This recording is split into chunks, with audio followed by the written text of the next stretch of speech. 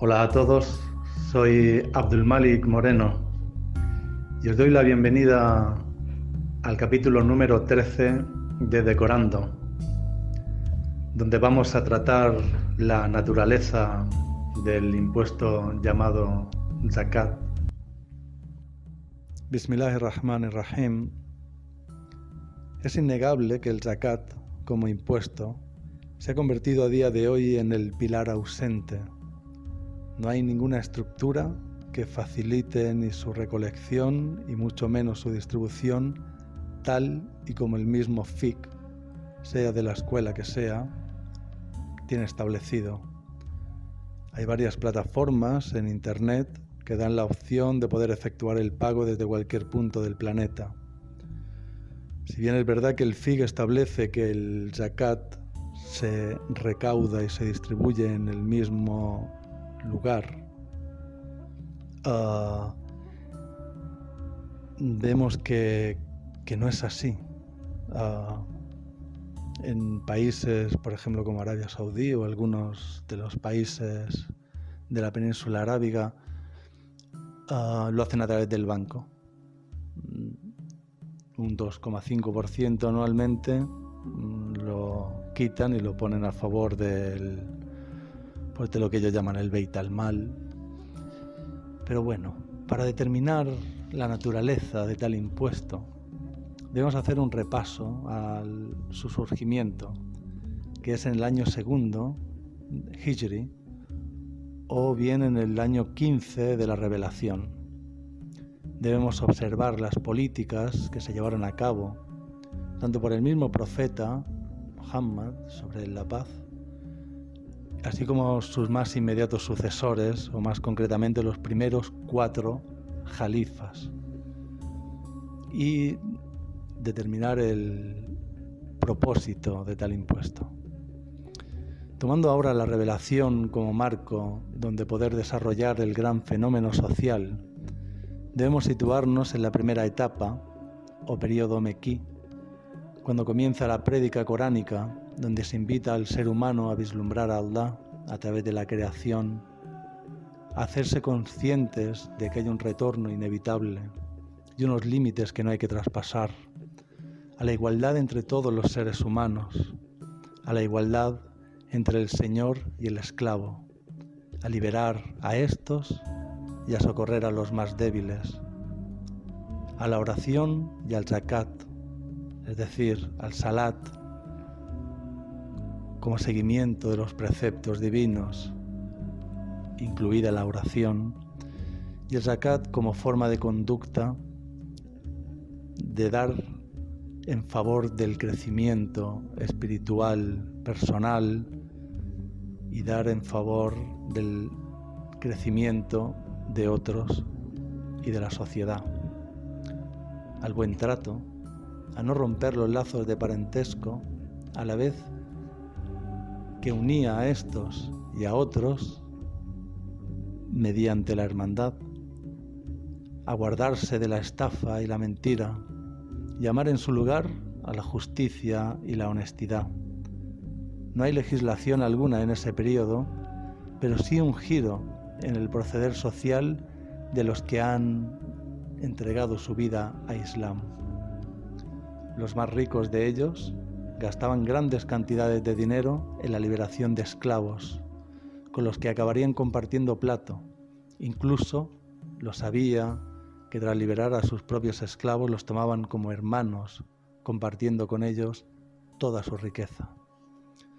Los fuertes compartían con los débiles, y nadie era desdeñado por su situación económica o estatus tribal.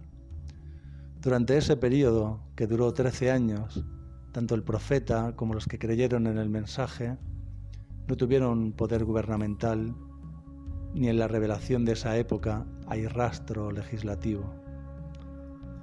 Eso también nos da a entender de que Zakat no es algo que tenga que ver con un poder gubernamental, aunque sí, no podemos negar que con toda la información que nos ha llegado, ya no solo a través de los relatos o hadices del libro de fiqh, sino en la historia misma,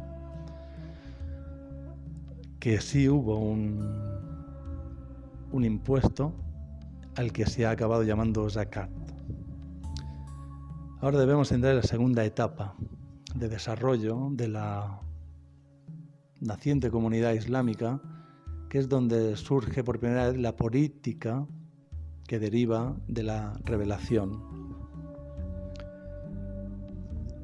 Una de las grandes medidas que se toman, quizá la mayor medida que se toma, es tras la hijra, es decir, cuando grupos de personas fieles al mensaje del profeta salen de Meca en dirección a Yatrib, dejando atrás todas sus pertenencias, todo lo que tenían, y se aventuran a seguir al mensajero, a seguir al profeta. Entonces, la primera medida política que se toma, y es quizá la más de una brillantez extrema, es cuando vemos que la gente que llega a Medina, los muhajirún, los emigrados, la primera medida es hermanar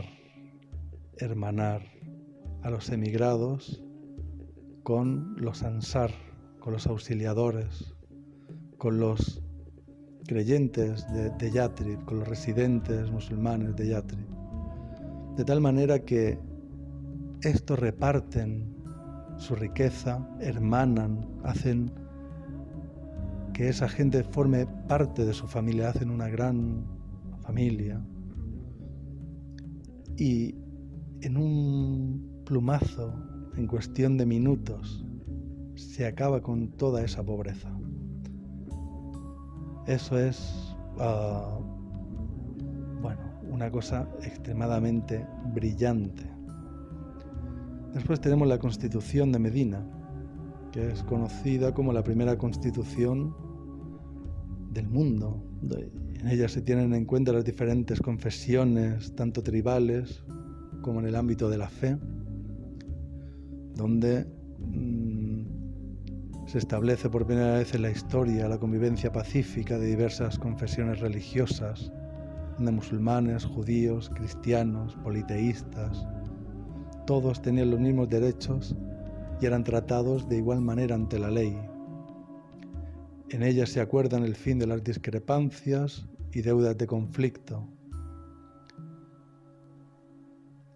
Durante el segundo año se establece un único impuesto, totalmente revolucionario, pues mientras todas las civilizaciones, tanto las colindantes como todas las civilizaciones que han habido posteriormente,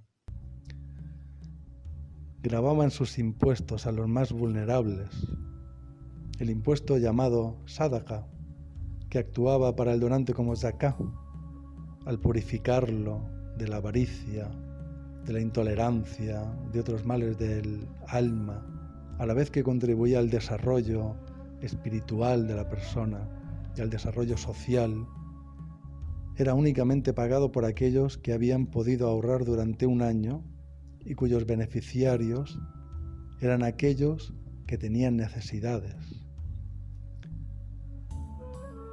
Es decir, se rompe el hecho de que sean los pobres los que paguen impuestos y pasa a ser ellos los que reciben directamente. Eso es algo que duró muy poco tiempo. Ese es el sentido del Zaká. Normalmente las tribus no eran las que pagaban, y no tanto ya el individuo como sí, aunque también, pero por primera vez en la historia se eximió a los más vulnerables a pagar el impuesto, ya que la revelación es una constante, la llamada a ocuparse de los más desvalidos.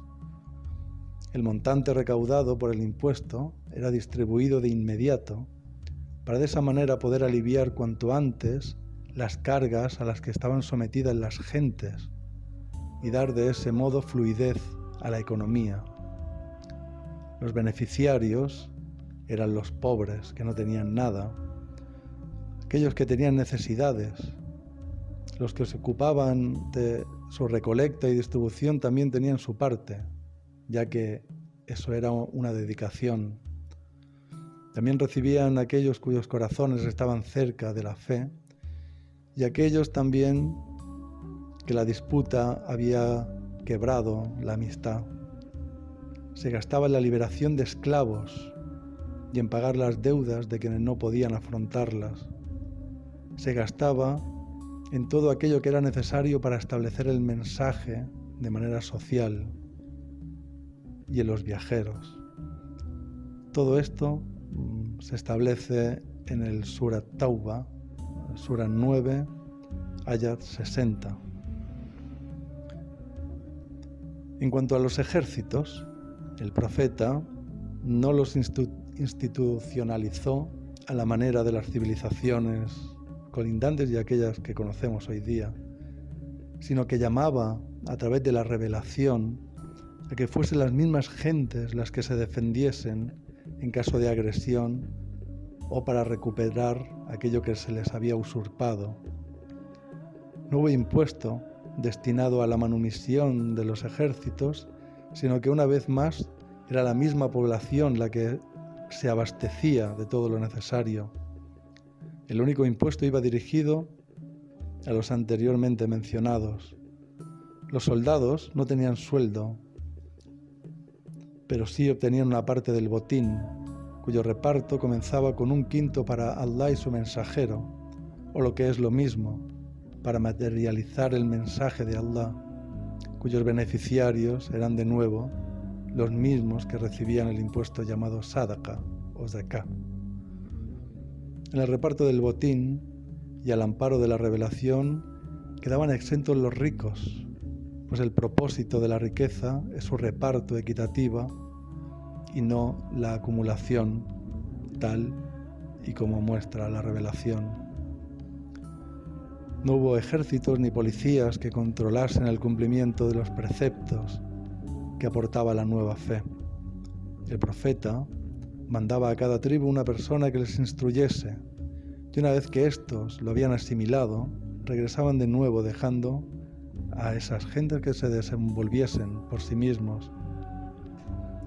En cuanto a los prisioneros de guerra, se les dejó en libertad una vez acabada la hostilidad, o bien a cambio de una compensación económica. Quedó totalmente prohibido esclavizarlos. Los recaudadores tenían terminantemente prohibido coaccionar en el pago y no tomaban de ellos alimentos perecederos, sino únicamente aquellos que podían ser transportados sin temor a que se deteriorasen.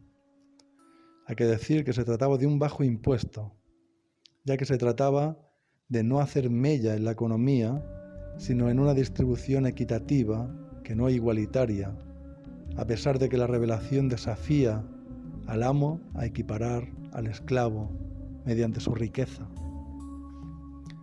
El único cargo de control se estableció en el mercado, donde una mujer era la encargada de que se cumpliesen los pesos y las medidas, así como la supervisión de las mercancías, donde se prohibía toda mercancía deteriorada o en mal estado. Este hecho es sumamente importante, ya que por un lado indica que es el comercio, como motor económico de la sociedad, el que debe ser vigilado para evitar cualquier posibilidad de abuso que acabe provocando una brecha social, que acabe defraudando a la gente y haciendo mella en la economía de la población. Y también por el hecho de que fuese una mujer la que ocupara el cargo. Se rompía de esta manera el proceder de la sociedad anterior, donde la mujer carecía de derechos, de voz y voto en lo referente a la esfera social. La base de la política del profeta se basaba en la protección de los más débiles, la diplomacia y en alentar al empoderamiento de la ciudadanía sin que hubiese la más mínima coacción. Hombres y mujeres, amos y esclavos compartían los mismos espacios públicos. Si bien parte de la política estaba relacionada con la liberación de esclavos, no hubo una declaración que la aboliese, ya que ello hubiese causado una gran catástrofe al dejar a miles de personas sin aquello que es elemental. En cambio, sí que se alentaba a tener con los esclavos el mismo trato de amabilidad, honestidad y cariño que se le daba a la persona libre, y a facilitar la carta de libertad en caso de que el esclavo la solicitase. Para poder hacer efectiva esta política, fue necesario que entre los ciudadanos hubiese una parte importante de la población sometida a la revelación, la cual hace especial énfasis en la distribución constante de la riqueza en favor de los más vulnerables, como un acto de justicia, equidad y equilibrio social. Fue gracias a esa profunda comprensión del propósito divino lo que hizo que sus gentes crearan la primera comunidad de la historia, cuyo único impuesto tenía como beneficiarios a los que en otras civilizaciones se les obligaba al pago. La asimilación del zakat coránico permitió el establecimiento del impuesto llamado zakat. Es decir, la asimilación de que el zakat al que llama el Corán es a gastar en favor de los otros, fue lo que permitió que por primera vez en la historia una sociedad se basase en un único impuesto, en un bajo impuesto, cuyos beneficiarios eran la gente que en otros lugares eran los que tenían que pagar y hoy día somos los que tenemos que pagar. Esta política instaurada por el profeta Muhammad tendría su continuidad bajo la gobernabilidad de sus más inmediatos sucesores, es decir, el Jalifa Abu Bakr as-Siddiq, Umar ibn Khattab, Uthman ibn Affan y Ali ibn Abi Talib.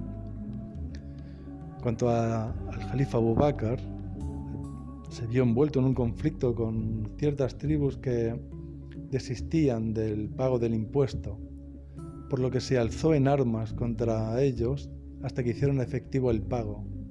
Pero hay que decir que el impuesto es lo que otorga poder a cualquier forma de gobierno, con lo que el Jalifa Abu Bakr actuó en su forma de legislador, ya que se trataba de un impuesto gubernamental que era la esfera que él comandaba. En ningún caso se refiere a que la gente tenga que establecer el zakat coránico. Su mandato duró tan solo 2 años y poco más se sabe en referente a este asunto del impuesto.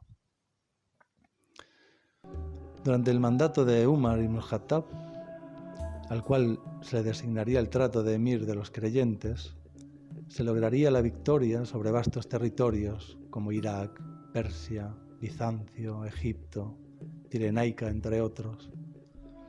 Designó diferentes gobernadores con los cuales debían presentar sus riquezas para ser tasadas antes de la toma de posesión del cargo. Se les asignó un sueldo anual y la prohibición taxativa de poder comerciar para que no hubiese lucro a partir de su posición política.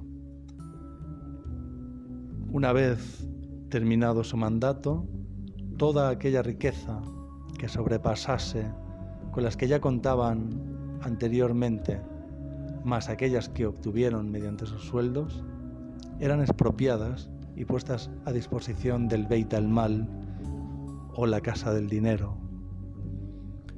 El mismo Abu Huraira relata que la riqueza que obtuvo como gobernador de Bahrein le fue confiscada y puesta a disposición del Beit al-Mal por parte de Umar. Durante ese tiempo se estableció un control exhaustivo a los gobernantes, poniendo a disposición de la ciudadanía los nombres y bienes de todos los gobernantes, así como las misivas con las que mantenía contacto con ellos. Obligaba a los gobernantes a peregrinar anualmente a Meca, donde se exponían las quejas que los ciudadanos tuviesen de ellos. Luego, continuando con las políticas de asistencia al necesitado basadas en la revelación, se establece por primera vez en la historia el pago a pensionistas que tuviesen necesidad, quedando excluidos los ricos. También establece un pago por nacimiento para que ningún niño creciese sin tener solventadas sus necesidades básicas, siendo eso también un gran alivio para las familias. Estos pagos se hacían efectivos a través de la recaudación del único impuesto y de los beneficios reportados de las conquistas, al entrar en el marco de la categoría de fi sabilillah, de el camino de Allah. En cuanto a los cristianos, judíos, zoroastrianos, se les permitía vivir y regirse bajo las leyes de su propia fe, mantener sus templos y símbolos, y se les cobraba un único impuesto, estimado en 1/10 parte de la riqueza, que no sé hasta qué punto ese décimo puede ser el diezmo que las escrituras anteriores dejaron para sus seguidores. Allah sabe. Pero no hay la única mención de la jizya en el Corán, no especifica cantidad alguna. Hay que decir que la jizya, es decir, el impuesto a los no musulmanes, no tiene la cantidad fijada, pero sí resulta como una excepcionalidad para el pagador en caso de guerra, por lo que fue un impuesto que obedecía a la protección. Quedaban exentos del pago las mujeres, los niños, los ancianos y los discapacitados, y evidentemente los pobres. Sobre las tierras conquistadas se prohibió la expropiación, se dejó las tierras en manos de sus dueños, se cedieron tierras a aquellas personas que las quisiesen cultivar a cambio de que diesen una pequeña cantidad a favor de los más desfavorecidos. En cuanto a la lengua, no se les impuso el árabe, sino que les permitió continuar con sus lenguas maternas. No hay datos de esa época en que se obligase a la gente a realizar ni tan siquiera las oraciones en lengua árabe. Sobre las políticas desempeñadas por el que sería el nuevo califa tras el asesinato de Umar, Uthman ibn Affan, se continuó con la misma en cuanto a fiscalidad. Incrementó los salarios y permitió la compra y venta de las tierras en las regiones conquistadas. Se le atribuye cierto favoritismo al delegar funciones de gobernabilidad a sus familiares, pero por lo demás la política continuó en la misma línea de favorecer al más débil. Sobre las políticas de Ali ibn Abi Talib, como se puede decir, poco se puede decir debido a su turbulento mandato, por las negativas a reconocer su autoridad de aquel que era gobernador de Siria, Muawiyah ibn Abi Sufyan, quien se declararía califa tras el asesinato de Ali, dando así comienzo a la dinastía Omeya, quienes cambiarían de raíz toda la política anterior y que continuarían con la dinastía abásida y así hasta nuestros días. Una de tantas medidas que se cambiaron fue la de aumentar los impuestos. En un principio los omeyas aumentaron los impuestos a los no árabes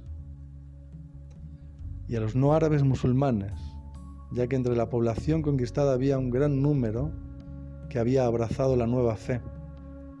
A estos se les llamaría Mawali, y eran tratados como creyentes de segunda, hasta el punto que, según relata el historiador Ahmad al-Yaqubi, que durante el califato de Abdul Malik ibn Marwan, este mandó a Ibn Shihab as-Sawri, maestro de Imam Malik, inventar un hadith para que los sirios no fuesen a Meca a peregrinar, debido a que en aquella época era un bastión de la oposición de los zubairis, y que en cambio podían peregrinar en Jerusalén, donde mandó construir la cúpula de la roca con ese propósito.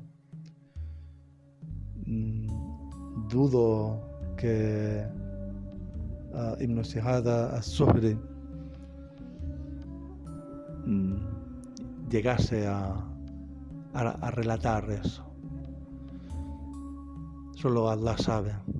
Lo que sí consta es el trato desigual con aquellos musulmanes que no eran árabes, así como tenían una mayor presión fiscal. Y es aquí donde el cambio fiscal toma un rumbo que llevaría al zakat a convertirse en un ritual religioso, al perder todo el significado. Los abbásida comenzaron a poner impuestos paralelos al zakat o la sadaqa a los musulmanes, a la vez que aumentaron la presión fiscal sobre el campesinado, elevaron las tasas en cuanto a comercio, exportación e importación, por lo que el Estado basaría sus políticas fiscales en la presión de los débiles, haciendo todo lo opuesto a lo que se estableció con el zakat. Aquel impuesto, que era un único impuesto y que iba destinado a los más débiles de manera inmediata para que la economía fluyese y la necesidad cesase, cambió radicalmente en cuanto se empezaron a cobrar impuestos paralelos. El zakat se siguió pagando, pero sin el significado que éste tenía. Todo el modelo social establecido por el profeta y continuado por sus más inmediatos sucesores se hizo añicos en cuanto se empezó a cobrar impuestos a los pobres. En cuanto a la esclavitud, se continuó esclavizando a los cautivos de guerra y mercadeando con seres humanos, llegando hasta nuestros días, debido al seguidismo literal de las escuelas de jurisprudencia surgidas de las épocas dinásticas.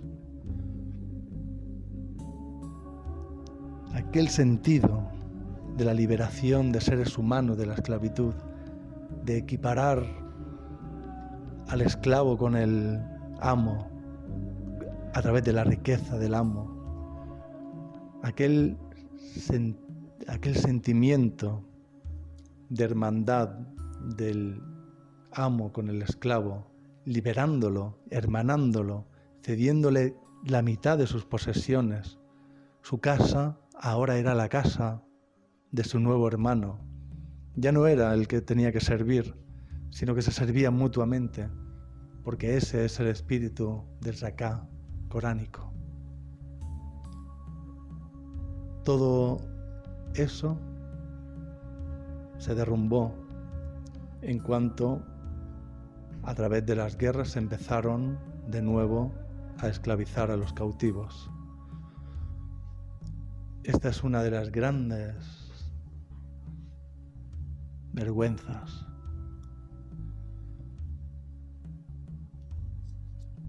Y luego la lengua árabe se impondría en todo el territorio como lengua vehicular del Estado y la fe, haciendo su uso obligatorio en las oraciones, pero eso fue posteriormente.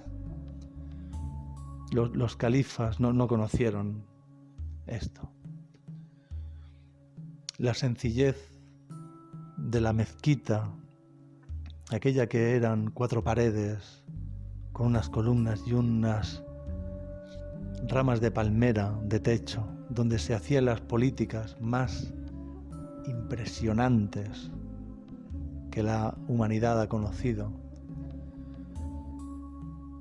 se cambiaría para pasar a ostentosos templos, al modo de aquellos templos de las gentes conquistadas. Se instauró una especie de clero, a semejanza de las gentes de las escrituras anteriores, programando de esta manera todo lo referente a los distintos rituales. Se estableció juicio y pena sobre asuntos relacionados con la creencia. Y eso en el Corán. Hay 13 aleyas que dan libertad de culto, que no hay una coacción. El que quiera creer, que crea, y el que no quiera creer, que no crea. Se cambió el sentido de la herencia recogida en el Corán, y el quinto del botín, perteneciente a Allah y a su mensajero, pasarían a manos del emir. Podríamos adentrarnos mucho más en cuanto a los cambios que provocaron las diferentes dinastías en asuntos de política y fe, pero creo que hasta aquí es suficiente para comprender el cambio que eso acaecería en el pensamiento colectivo de los musulmanes hasta hoy en día. Volviendo al zakah como impuesto, se establece en el año segundo Hijri, 15 años después de la revelación, 15 años después de la primera llamada al zakah. Durante esos 15 años, aquellos que creían en el mensaje, aquellos que se habían sometido y habían entregado su vida a Allah y a su mensajero, no a su profeta, a su mensajero, y seguían al profeta, evidentemente. Todo eso ellos lo llevaban a cabo. Y eran gente pobre. La mayoría eran gente pobre. Se dice en el mismo Corán, aquellos que no creen, se refieren a los que siguen a los profetas como la chusma, como la gente más pobre. Y esta gente hacía el zakah, porque es una actitud, es la actitud de querer crecer, de querer purificar el alma. ¿Y cómo se purifica el alma si no es dando? Cuando se da, se libra uno, se cura uno de la avaricia y todos estos males que hay en el alma. La purificación es una palabra muy bonita, pero tiene un significado y tenemos que buscar qué es lo que purifica, qué necesitamos purificar. Y solo se purifica a través de dar dinero, dar el tiempo, cualquier cosa. El levantarse por la noche para hacer la oración también es dar. Estás dando de tu sueño, de tu paz, del calor de tu cama. Eso lo estás dando. Estás dejando atrás para hacer otra cosa, para dar ese tiempo, Eso es aquellos que de lo que les proveemos dan. Es la misma cosa que el zakah, puesto que el Corán se reitera una y otra vez en las mismas cosas, usando términos distintos. El zakah como impuesto, su significado era tremendo. Una sociedad, vamos a imaginarnos, gobernada desde una mezquita hecha de adobe y ramas de palmera, con un único impuesto, gobernando toda Arabia, el Yemen, Irak, Siria, Palestina,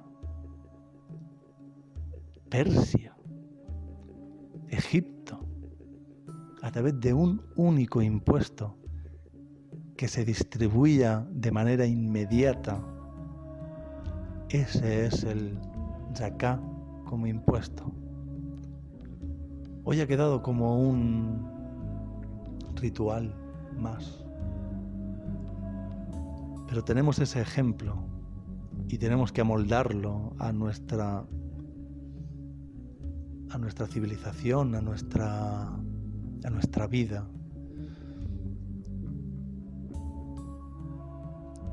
Las políticas que se llevaron a cabo por el profeta y los califas fue posible gracias a la entrega de la población. Aquellos que habían asimilado en sus vidas la necesidad de compartir sus bienes, su tiempo, su esfuerzo para el desarrollo de la sociedad. Sin esa entrega de la ciudadanía no hubiese sido posible que una sociedad pudiese desarrollarse mediante un solo impuesto, un bajo impuesto. Eso tan solo se hizo posible cuando el zakat coránico impregnaba el quehacer diario de los creyentes, los cuales distribuían de manera dinámica la riqueza hasta el punto de que pudieron ser gobernados sin Estado. Este es, a mi entender, el profundo significado del impuesto llamado zakat, un modelo impositivo liberador. Tal como sucedió con el pueblo de Israel, con el Sabbat, en el cual Allah dice que Allah no impuso el zakat al pueblo de Israel, sino que fue el pueblo de Israel el que se impuso el Sabbat. Lo mismo ha pasado con el impuesto llamado zakat. Ha quedado incrustado en la ritualidad islámica, donde ahora forma parte de una obligación legal impuesta por los hombres, pero que es una obligación. Allah dice que condena a aquellos que transgredieron el sábado, aquellos que transgredieron el Sabbat, a pesar de que no había sido Allah el que lo había impuesto, pero eran las gentes las que se lo impusieron. Ha pasado exactamente lo mismo.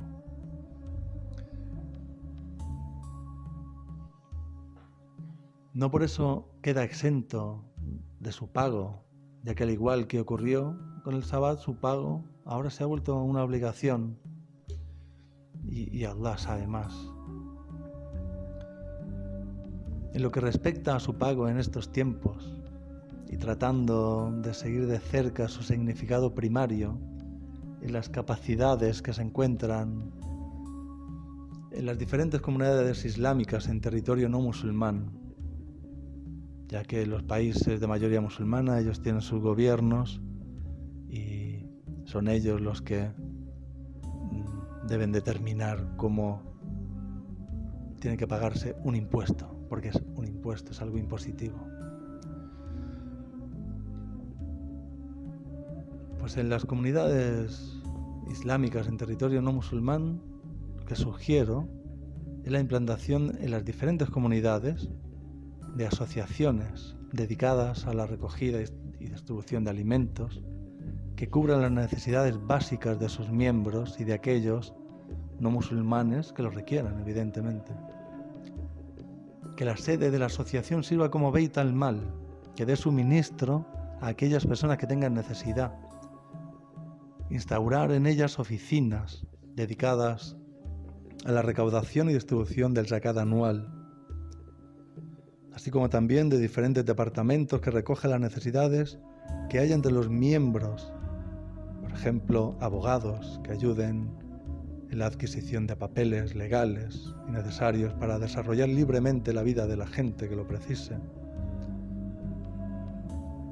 Y también sugiero la distribución de botes en comercios de primera necesidad, como son los establecimientos de alimentación, de ropa y calzado, farmacias, y que sirvan como fondo para aquellas personas que tengan necesidad, para que éstas puedan adquirir aquello que precisen a base de las donaciones que se hagan en los botes. Sugiero que se vea Ikramnet como un modelo que se ha establecido en varios sitios, y doy fe porque en mi propia comunidad está establecido y funciona perfectísimamente. Y son muchísimas las personas que se han podido beneficiar, y sobre todo en estos tiempos de pandemia,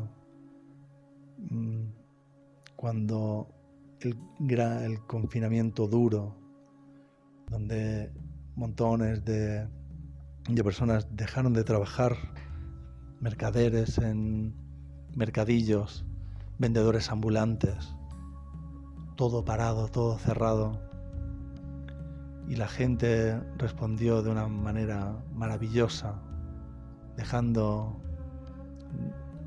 dinero en los botes de Ikramnet, y fueron mucha gente la que se pudo beneficiar de eso.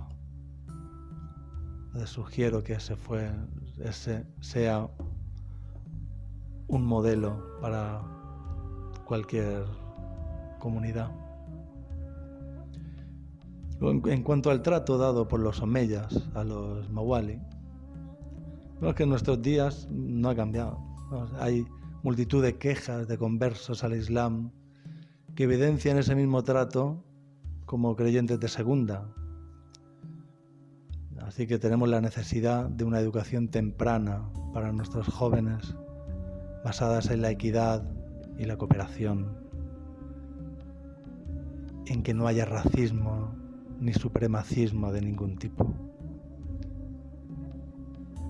Es una evidencia que las primeras comunidades de creyentes basaron su vida en la acción más que en el estudio, y que fue precisamente esa actitud de poner en práctica lo aprendido lo que les hizo grandes, por los que queda claro que lo que se precisa son acciones que vayan en una misma dirección, donde cada miembro de la comunidad pueda desarrollarse y ser de utilidad.